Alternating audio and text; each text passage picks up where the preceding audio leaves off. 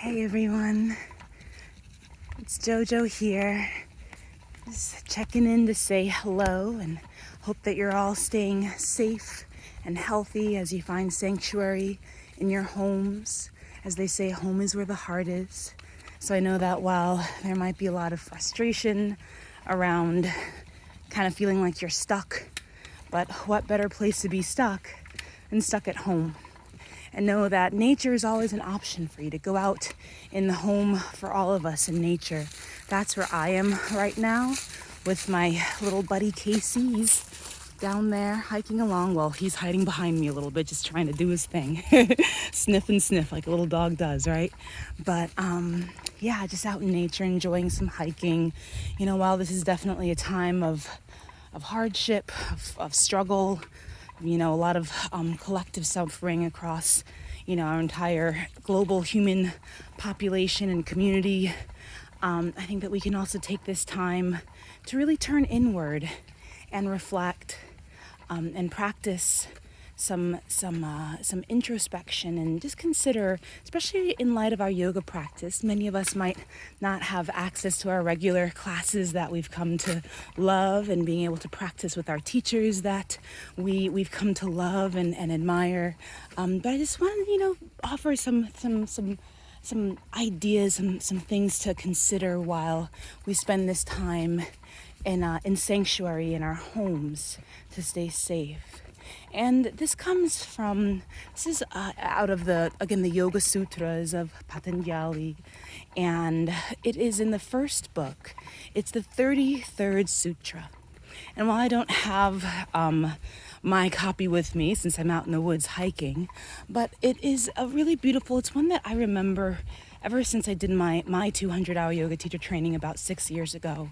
This one really stood out to me, and I've kept it dear to my heart. And I do hope that the wisdom of this 33rd sutra of book 1, that it helps you make sense of how to maybe navigate some of the tension that you might be feeling, not only within yourself, but also maybe with the people around you or the lack of people around you.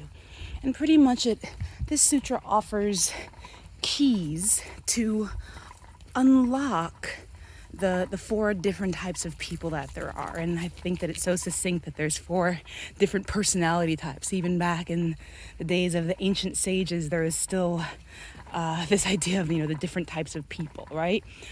Pretty much what this sutra says is that in order to preserve the yogi's contentment and mental peace, that undisturbed space in the mind, is to use these 4 locks, which are friendliness, compassion,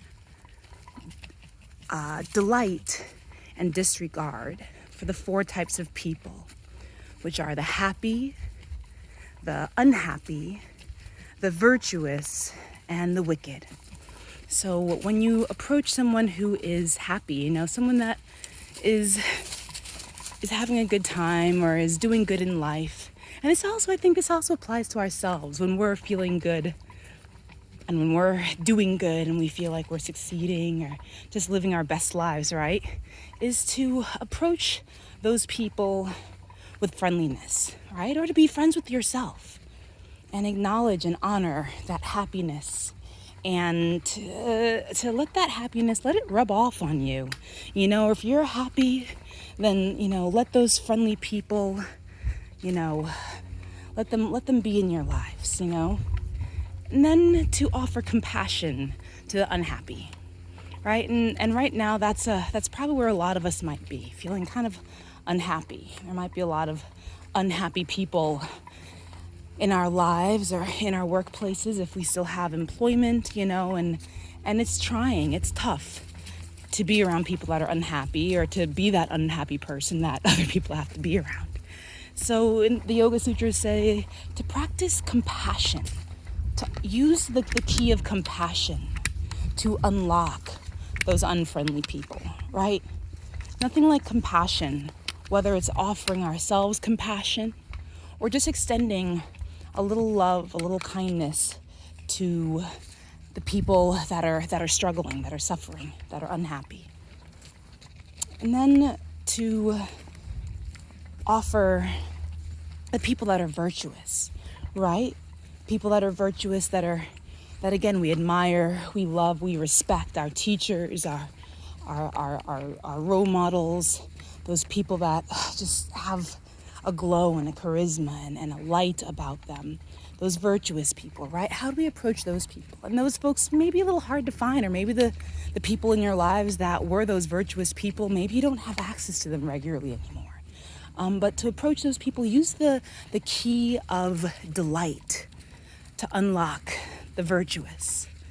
And maybe that means that you spend maybe a little more time connecting with folks on some of these really amazing virtual platforms that we have, but to still stay in touch with those virtuous people. Maybe they're folks that aren't regularly in your lives, but they're important in your lives. They have a important and profound impact. Stay connected to those people. Find delight in those people. And then last, those people that are wicked, just kind of plain old mean, maybe, just sour, and those are, again, right now it's a really trying time for you and me and, everyone in our global human community. It's a time of collective suffering, collective struggle, and it's affecting us all, so there might be a lot of unhappy people out there right now, unhappy people in your lives, or who knows, you might be one of those people that are unhappy right now. And if you are, that's okay. And if you have those people in your life, that's okay. But the best way to deal with those wicked kind of people, I should say, those angry people, or if you're that angry person right now, is to use the key disregard. Disregard to unlock those wicked and angry people. Maybe even using that key of disregard to unlock your own anger, to start to notice that we don't have to be ruled by our emotions, that the emotion that we feel is a temporary state. It doesn't have to be permanent, although sometimes it may very well seem as though it's very permanent, as though things are very real and will always be just as they are. But recognize that within the emotion, there's an impermanence. And if we can take a moment to just stop, breathe, and then observe, even naming what we're feeling, acknowledge it, and then give it permission to dissolve, to let it start to pass, and know that we all experience these emotions. We're all happy, we're all unhappy, we're all virtuous, we're all wicked, and we might fall somewhere on the spectrum at any given point in time.